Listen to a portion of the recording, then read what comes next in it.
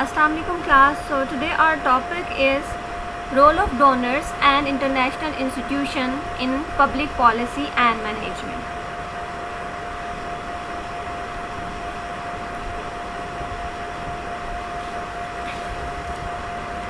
In this topic I will give you a detail about the ADP, AUSAID and the Department of International Development and EU, European Union, USAID and World Bank. So let us start with the role of donors and international institution in public policy. So what is the role of donors? Many donors organizations and countries of world have been donating or lending billions of money as aid of for long time in many third world countries and underdeveloped and developing countries for organizing various type of social and economic development programs including poverty alleviation. Many countries do their development work by using the foreign assistance. There are many NGOs and government organizations established for doing various type of development activities, and we can say that poverty alleviation programs or other works they include. We know the aid expectance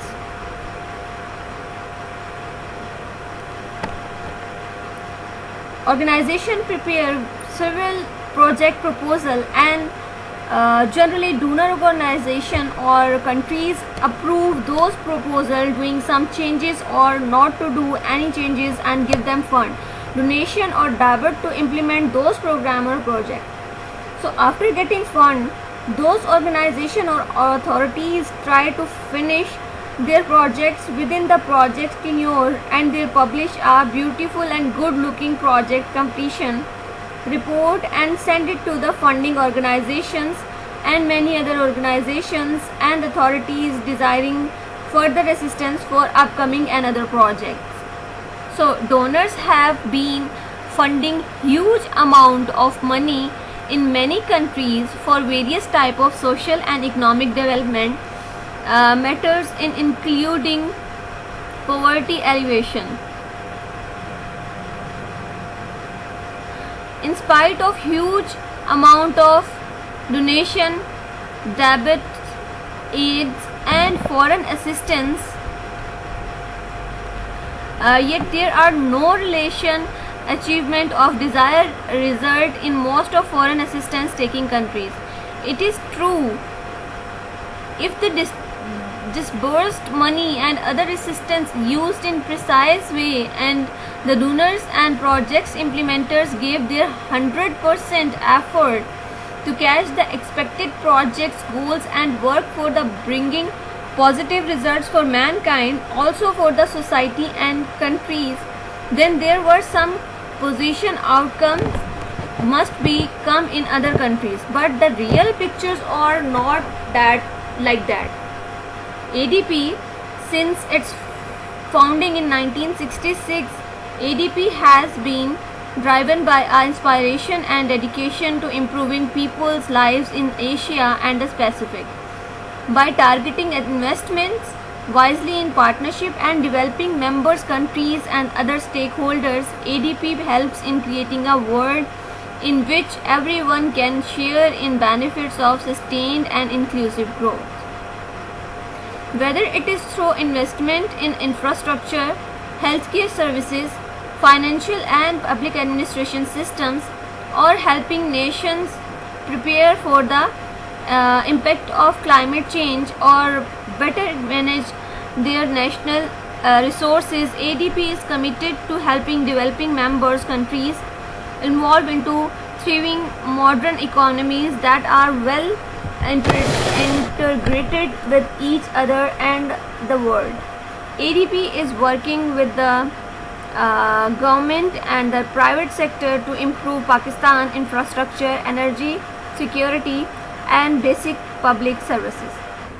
Aligned with national development objectives, ADP partnership priorities aims to attract investment, create industries and jobs, and improve the quality of life of citizens. As Pakistan's biggest multilateral development partner, ADP has assisted the country's government in undertaking critical economic and governance reforms.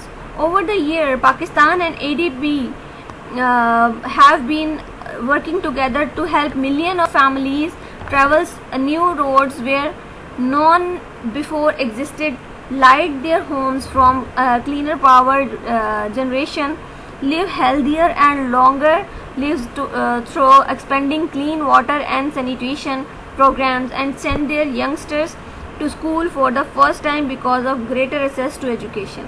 Moreover, ADP has provided emergency assistance to help Pakistan cope with major natural disasters.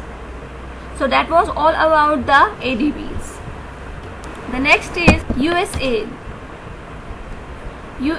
AUSAID, Australian International Development Assistance in Pakistan, aims to strengthen Pakistan human resource capacities by providing master level scholarship and short course awards in area aligned with Pakistan's development priorities. These include under Australian Award Scholarship, maternal, neonatal and child health services, basic education services, rural development and food security and governance. Under Australia, Pakistan Agriculture Scholarship, pro-poor market development in rural areas, rural economic and market reforms, irrigation and water resource management. The program also targets public sector reforms and improves standards for governance in both public and private sectors. AUSAID and Pakistan, Australia and Pakistan signed the Australia and Pakistan Development Partnership in October 2011. Aid to Pakistan supports effort to maintain the stability and democratic governance and achieve the economic development and poverty reduction in the Millennium Development Goals. It focuses on three primary sectors: health, education, and economic development. Governance and emergency management and response are secondary. Cross-cutting sectors. So, underpinning the Australia's aid program in Pakistan is to support gender equity. Australia has invested $297.4 million in Pakistan over the previous 3 years, and its invested has contributed to important development results include training 896 community midwives in the rural areas of KPK since 2008. Over 4,800 of these women have already been developed to serve the community, providing free textbooks for 1.5 million children and stipend for almost 1,46,560 girls in the middle and the high schools. So the partnership set out the principles, mutual committees and priorities for development cooperation between Australia and Pakistan. Under the partnership, Australia commits to supports Pakistan in reducing poverty and achieving the Millennium Development Goals. In return, Pakistan commits to the allocation of resources for development to improve donor coordination and pursue sustainable and border-based economic growth. So the next is about the Department of International Development. So we are moving next to the AUSAID to the Department for International. That is the EU, European Union. The EU is working on the large number of development and humanitarian projects across the Pakistan. Education and vocational training is the single largest sector for EU funding. Thousands of boys and girls in KPK and Punjab and Sindh have improved access to schools due to EU funding and European Union funding, and high quality of curricula and textbooks, and more functional professional teachers are among the criteria for receiving EU funding. Bridges in Swat, pavement in Gilgit-Baltistan, drinking water schemes in Balochistan, child nutrition in Sindh, and improving public infrastructure and the delivery of essential services at community levels are essential to many EU support programs. Efficient water utilization, high quality seeds, effective sanitary care, better market access, reforestation, and more efficient management of community rangelands are all supported by the EU to improve food security and ensure a durable utilization of national resources. So, by providing an improvement budget management and more efficient tax collection and public administration, and the EU supports the effort of federal provisional government to further development the skills of their staff and the functioning of the institution in charge of the public accounts. The EU responded quickly and generously, assisting victims of the 2010 and 2011 monsoon floods, providing over €450 million in humanitarian assistance in 2010 and tens of millions of euro again in 2011. We support Afghan refugees staying in Pakistan and the local Pakistan communities acting as host for refugees as well. The next, EU and Pakistan. The ECC and Pakistan signed their first agreement in 1962. Our partnership has since progressed in tandem with the European integration process. Today, the EU is not only Pakistan's largest trading partner but also an important political and development partner. The European Commission established its first office in Islamabad in 1985. This was upgraded to a delegation in 1988. In 1992, the humanitarian arm of European Commission opened its own office in Islamabad. Since the recent entry into force of the Treaty on the Working of European Union, better known as the Lisbon Treaty, on the 1st delegation and on 1st December 2009, the EC delegation has gradually been upgraded to a fully fledged EU delegation to Islamic Republic of Pakistan. It now represents the EU on matters ranging from the more traditional development cooperation, trade, humanitarian assistance, and the promotion of a wide range of sectorial cooperation including energy, environment, health, transport, migration issues, and climate change, but also overall EU-Pakistan political relation. The delegation presently employs around 80 European and local staff. The head of the EU delegation is accredited to Pakistan with the rank of an ambassador representing the EU in Pakistan. The delegation is responsible for the coordination among the ambassadors or embassies of EU member states represented in Islamabad on matters of common interest and EU policies in the number of fields. So the next is USAID. The primary focus of US Civilian Assistance Program is to develop a stable, secure, and tolerant Pakistan with a vibrant economy. Working with other US agencies as well as the donors and the international development partner, USAID has focused its program over the last year on 5 areas essential to the Pakistan stability and long-term development and reflective of Pakistani priorities. energy, economic growth, stabilization, eco-education, and health. Over the last year, USAID has streamlined the number of projects from approximately 150 to less than 70 and has also chosen to implement over half of its all funding through local organization in Pakistan. Both government and non-government supporting the civilian government capacity to meet the need of its citizen. It's a vital element of USAID program as it working with the non-governmental organization and private sector. Focus area of USAID is energy, economic growth and agriculture, stabilization, education, health and governance, good governance and gender equity. So the focus particularly in Pakistan, the primary focus of US civilian assistance program is to develop a stable, secure and tolerant Pakistan with a vibrant economy.